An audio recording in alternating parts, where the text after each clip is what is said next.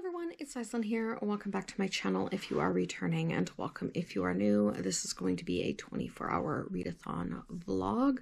We are just a little bit past 6:30 at night. I'm about to go sit down and have some dinner.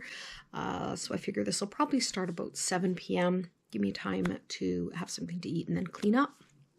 I will be doing the timer method on my phone. And that's pretty much any of the housekeeping. So basically, if you don't know what the timer method is when you're reading, you run the timer, and if you stop reading, you turn the timer off. So I will be turning it off when I, go to sleep. So my plan is to read for Friday, read rest of the night tonight, and then read all day Saturday and all day Sunday until I hit 24 hours. So the first book I'm going to be starting off with is Pestilence, which is by Laura Thalassa. It is the Four Horsemen of the Apocalypse series. This is the first one.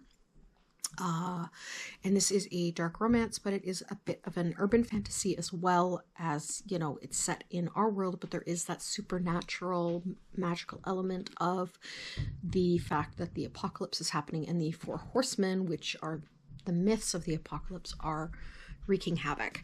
And then I do have 3 other books that they're not really in any particular order. One is on my Kindle, and it is Quicksilver by Callie Hart. I'll put a picture up here somewhere. And that is a fantasy. And then I'm losing my voice a little bit here, so excuse me. The North Wind by Alexandria Warwick. This is another just adult regular fantasy.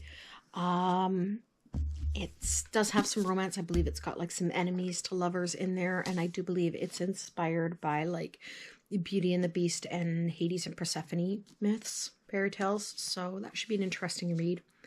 And finally, I do have Witch Haven by Sasha Payton Smith. This is a YA historical fantasy set in 1911 New York, and it has to do with a magical school.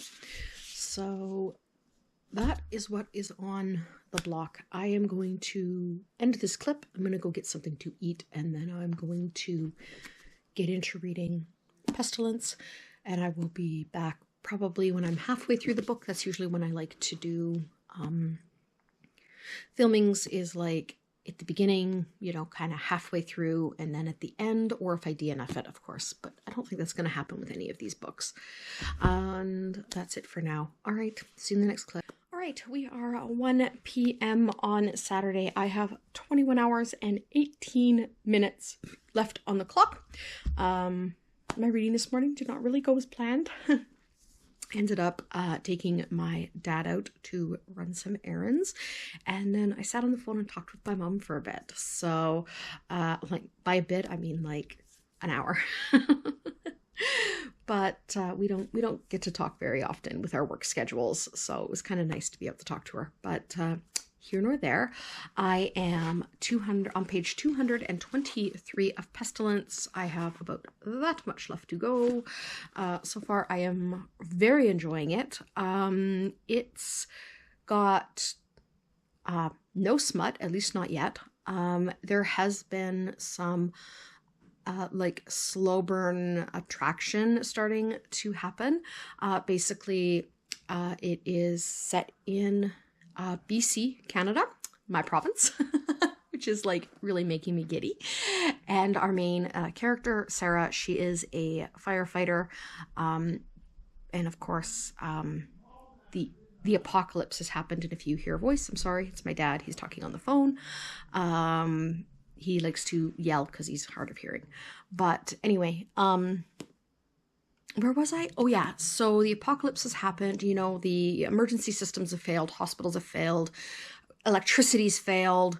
Some of the larger cities have pockets where there might be electricity, but for the most part, basically human technology has been punted back to the Stone Age.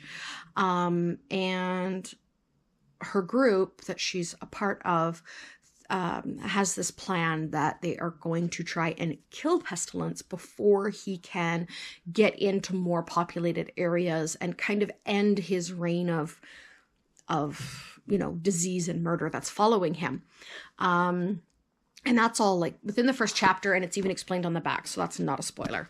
And I've kind of been enjoying watching like the slow burn kind of happen as, you know, Pestilence is starting to become attracted to her, but he doesn't really understand why. You have to remember, he's an immortal being. He's, you know, he's only taken the form of a human because he's in the mortal world, but otherwise he doesn't even really have like a physical form.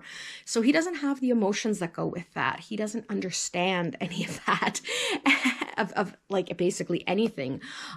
He is there for a job, and that is to punish the evil in humans by bringing them the plagues, by bringing them disease and you know, kind of just everything to go with that. So without getting too spoilery, that's kind of the one thing that I have liked is some of the banter, like the first time he has hot chocolate, that is absolutely hilarious.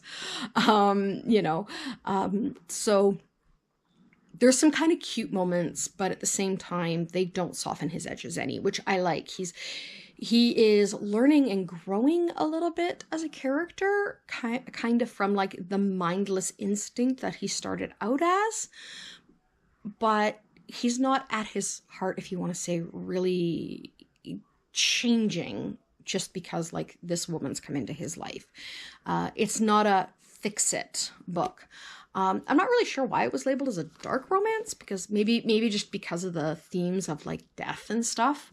And there has been, like, to be honest, like some pretty gross and dark moments that have even kind of borderline on like horror, I'm gonna say. But again, we're dealing with like the plague, basically, a plague, and it's not a pretty way to go. And trigger warnings, I will say, because it caught me off guard, and I mean, really, I should in my head probably known this, but obviously a lot of death, but there is particularly death of children in here. So if that is something you are sensitive about, you know, probably not going to be the book to pick up, because I know a lot of people can be sensitive about that. And that's kind of the only spoiler that I think I'm going to go on with. But I am feeling like I need to do something else. So I think I'm going to do some quilting, and I'm going to put on an audiobook. But the audiobook I'm going to put on is for Witch Haven, because my library had this book in audio. So that's the audiobook I'm going to put on probably for the next couple of hours before I go back to Pestilence to finish it off, because I do want to finish it this evening. But for the next couple of hours, I need to do something with my hands so it's not holding a book. So I'm going to do some sewing and some quilting in that. So yeah, that's it for now. I will see you guys in the next clip. Okay, so we are 5:15. I have 18 hours and 2 minutes left on the clock, and I am halfway through Witch Haven. I'm on page 185, so I have about this much left. And honestly, I'm really enjoying this more than I thought I would for being like a YA. There's a little bit of a mystery going on. The world building's been really good. And our cast of characters, they're more of like an ensemble cast. So there's not like one main character or like a main character and a love interest. In fact, so far there's been no romance in this, like at all. But there are 3 main girls. Of course, what's her name again?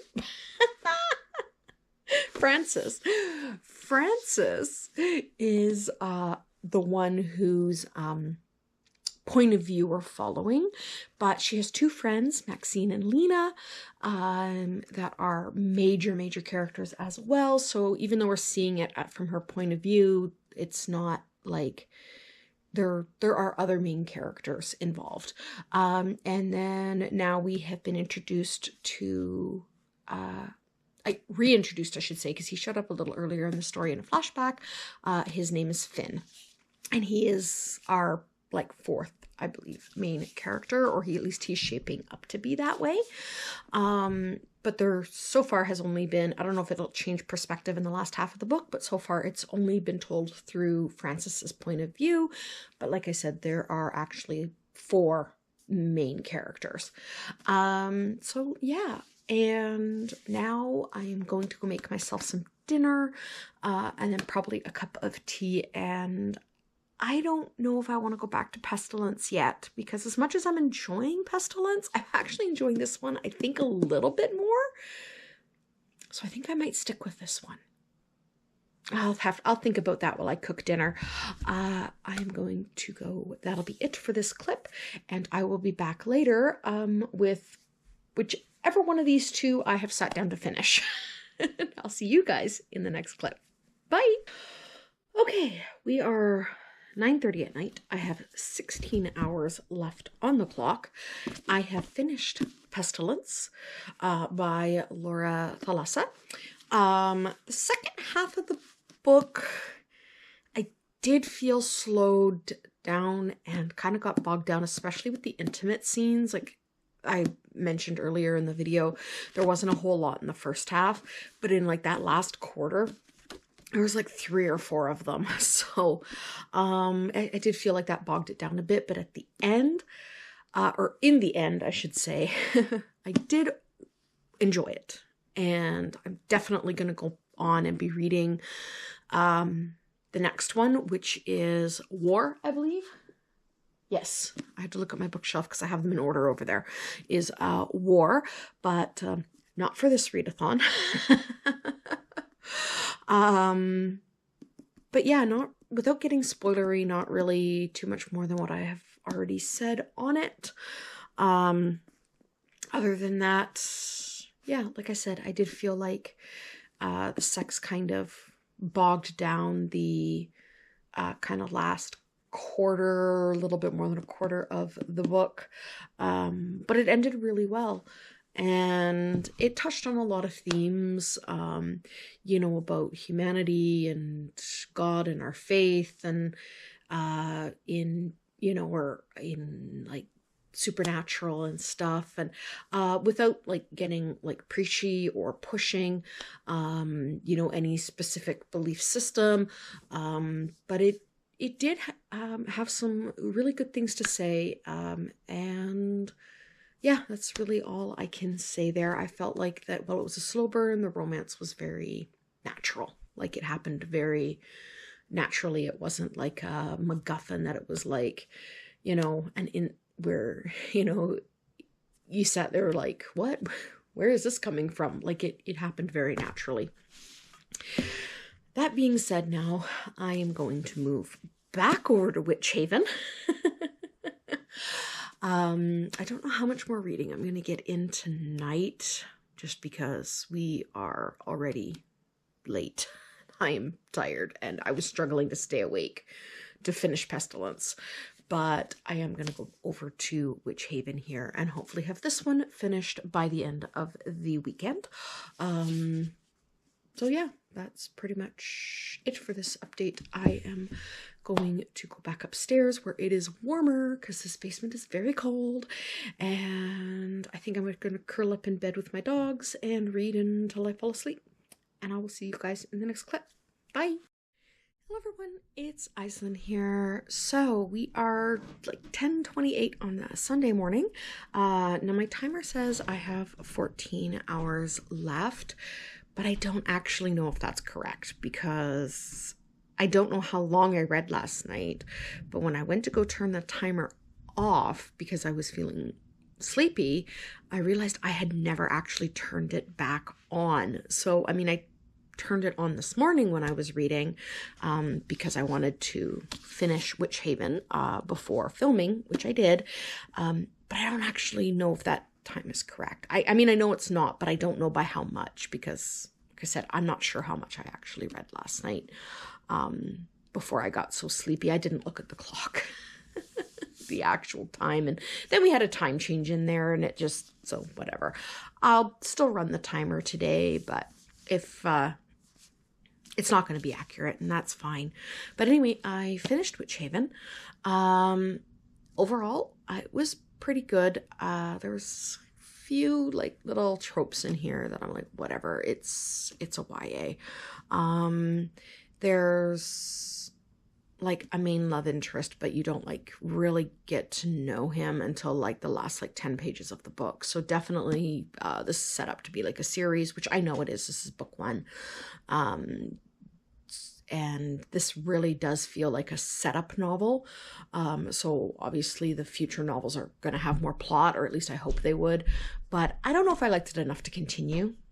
Like, there's like some of the characters in here I really enjoyed, like the 3 main girls, Frances, Maxine, and Lena, I really enjoyed. I did like that Lena is a Native American. You don't see a lot of that.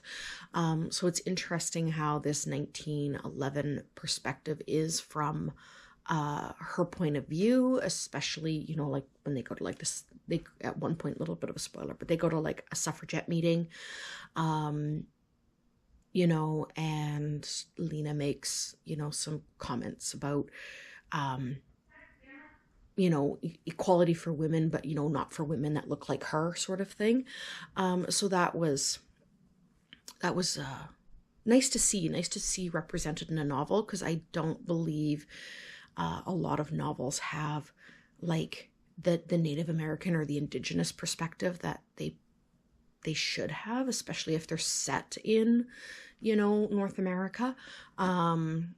So yeah, overall, like I said, I enjoyed it. I just don't know if I enjoyed it enough to continue that. And I'm kind of getting out of YA. I mean, I have a few more on my shelves, but I'm not the biggest YA reader anymore. I just find they have a feel to them, and they get kind of repetitive. So I do think I'm going to swap over to my Kindle and pick up Quicksilver for today. I will not finish it. I do believe that is a larger novel. I think it's like 500 and some pages. There's no way I'm reading that today. But yeah, so that is what I'm going to do for the next little bit, and probably for the rest of the day. And yeah, so I'm going to go upstairs. I'm going to clean up after breakfast, and then I'm going to settle in with a book, and I will be back with the next video. Okay, so we are 4:15 here at night. I am on page, what am I, like 209 or something? Yeah, I'm on page 209 of Quicksilver, and according to my timer, which I'll make bigger, 9 hours and 45 minutes. But like I said, I know the timer's off. I just don't know by how much. So yeah, so far with Quicksilver, not really what I was expecting. I was kind of expecting more, because it's a fae fantasy book, something more along the lines of like Sarah J. Maas, who I really enjoy, or you know, other fae, but it is different, vastly different. This one has to do a little more with like different dimensions and world traveling. I get the feeling there might even be like a little bit of a sci-fi element going on here with the Quicksilver, as mentioned in the title. But yeah, so far it's incredibly enjoyable, and I will definitely be finishing it. Probably not tonight, because as I said, it is a long book. I should probably look up exactly how many pages, but yeah. So that's pretty much it. I gotta go upstairs, gotta let the dogs out and start cooking some dinner, and then I'm going to curl up with Quicksilver for the rest of the night, I think, and I will be back with the next update, which will just kind of be the wrap up for this. Will probably be filmed tomorrow morning, to be honest, because I don't think I'm going to come back downstairs again tonight. But yeah, so all right, that's it for now. Bye. Okay, so we're actually a couple weeks after I did the readathon. I finished Quicksilver. I meant to film this kind of final thoughts clip sooner, but life got in the way. As you might be able to tell behind me, all the junk is gone. I've got my bookshelves out. There was a major cleanup and that just took a lot of time. So, yeah, so the end of Quicksilver, I don't want to get too spoilery, but it did definitely go in a direction I did not think it was going to go. It's not your typical fae romance, which I found I really enjoyed. I wasn't really sure once we got to the second half of the book and things kind of changed direction and the tone changed a little bit, how I would feel about that. But overall, the characters are good. The world building is okay. It's a fae romance, so while part of it is unique for plot, which if you read the book, you'll see what I mean. The other part of it is, I mean, come on. It's a fae romance. If you are a fan of really any fae romance, I think you should pick this one up. It's definitely a little bit, like I said, unique, but especially, you know, kind of that second half of the book. And yeah, so overall, I would read it again. So I think I'm going to give it 4 stars for now. And that's pretty much it for the end of that. So I'm going to get editing this video so I can get it out. And yeah, that's it for now.